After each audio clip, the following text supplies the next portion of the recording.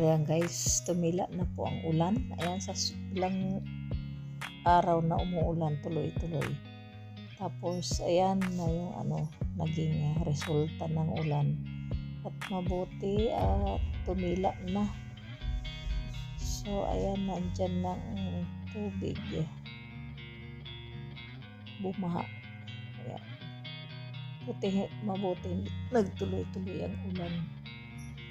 Tapos, nandyan sa loob ang nanay ko. Ayan. Tingnan nyo guys. Ayan. Diba?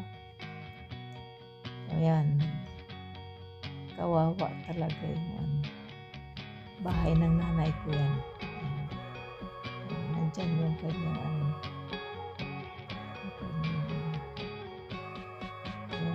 pataas. Ayan ang kanyang mga upuan. Ayan. Naglutangan. Saan yan sa baba. Ayan ang kanyang kusina. Kawawa. Ayan guys. Ayan. Meron naman siyang kasama sa bahay.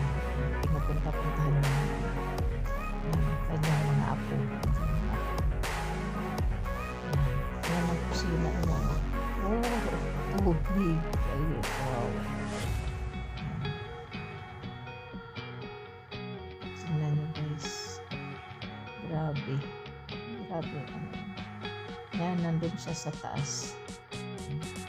Akyat tayo. Ayan. Nandyan ang nanay ko. Ayan, nandun siya. Ayan, ang nanay ko. Ayan, kawawa siya. Mahina ng pandinig. Hindi daw niya marinig. Pinakausap siya ng aking pamangkin. Hindi daw siya makarinig. Kaya sumisinyas na lang siya.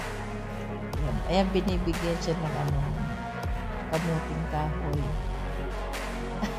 Tigas daw, ayaw niya. Uy. Ayan, so ayan na guys. Ayan, so niluloko siya ng pamangkin ko. Sabi ng pamangkin ko, baha. Ayan, so kasi ang pamangkin ko yung maglilinis maya para bago humupa yung tubig. Kasi pababa na yung tubig niyan guys.